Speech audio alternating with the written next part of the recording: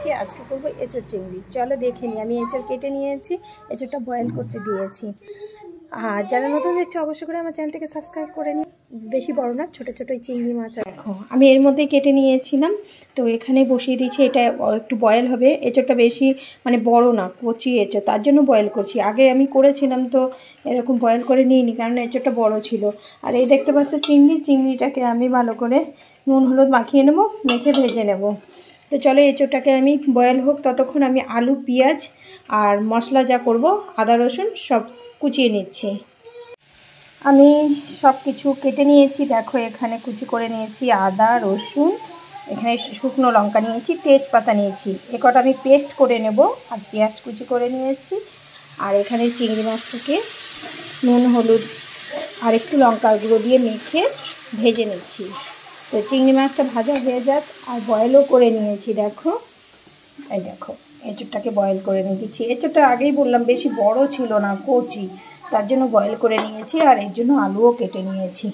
চলো এবার মাছটা ভাজা হোক। আর মশলা যেটা মানে করব আদা ফাদা, এই যে আদা রসুন এগুলো আমি সব পেস্ট করে নিচ্ছি। তেজপাতাটাও এর সাথে আমি পেস্ট করে নেব। চিংড়ি মাছগুলো সুন্দর করে ভেজে নিয়েছি। ভেজে নেওয়ার পরে কড়াইতে একটু তেল ছিল, ওই তেলের মধ্যে যে বয়েল করা আমার এঁচোড়টা ছিল, এঁচোড়টাকেও আমি একটু ভেজে নিয়েছি হালকা করে। তো ভেজে নেওয়ার পরে গ্যাসটা কম আছে, কেননা চিংড়ি মাছটা ভাজার সময় না একটু লেগে গেছিলো কড়াইতে, তো তার জন্য গ্যাসটা কম করে একটু ভেজে নিচ্ছি। আর আমি এটা কচি বলে এঁচোড়টা আমি সব কিছু কষিয়ে নিয়ে কুকারে দেব। কড়াইতে এঁচোড়গুলো তোলার পর কড়াইতে দিয়ে দিলাম তেল। তেলে দেখো চিংড়িগুলো ভাজার সময় হালকা লেগেই গেছিলো কড়াইটা, তার জন্য।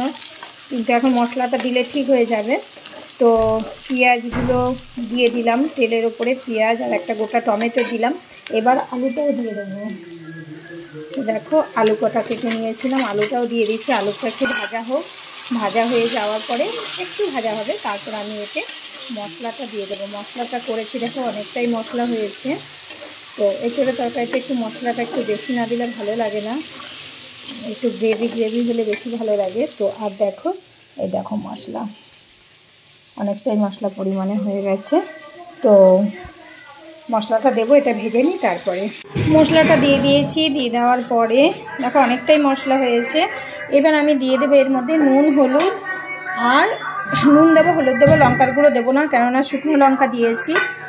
নুন দেবো হলুদ দেবো, আর সামান্য অল্প পরিমাণে দেবো জিরা গুঁড়ো, আর অল্প পরিমাণে দেবো ধনে গুঁড়ো। তো মশলাটা দিয়ে নিয়ে তারপরে একটু কষিয়ে নিই। কষিয়ে নেওয়ার পরে এঁচোড়টা দিয়ে কষাবো, ঠিক আছে? তো আর এখানে কি বলো তো, আমি আজকে গরম মশলা ব্যবহার করছি না। গরম মশলা দিলে চিংড়ি মাছের যে মানে স্মেলটা ওটা কেটে যেতে পারে, তার জন্য আমি গরম মশলা দিচ্ছি না। অল্প কষিয়ে নিয়েছি, হালকা হালকা তেল ছাড়ছে। এবার আমি এতে এই যে এঁচোড়গুলো এর মধ্যে দিয়ে দেবো। দিয়ে নিয়ে কষাবো। এঁচোড়টাও একটু সেদ্ধ হতে থাকবে। তো এঁচোড়টা এর মধ্যে দিয়ে তারপরে একটু কষিয়ে নিয়ে তারপর তোমাদেরকে দেখাচ্ছি কখন আমি জল দেবো। দেখো কষানো আমার হয়ে গেছে। এঁচোড়টাও অনেকক্ষণ আগেই দেখালাম, দিয়ে দিয়েছি।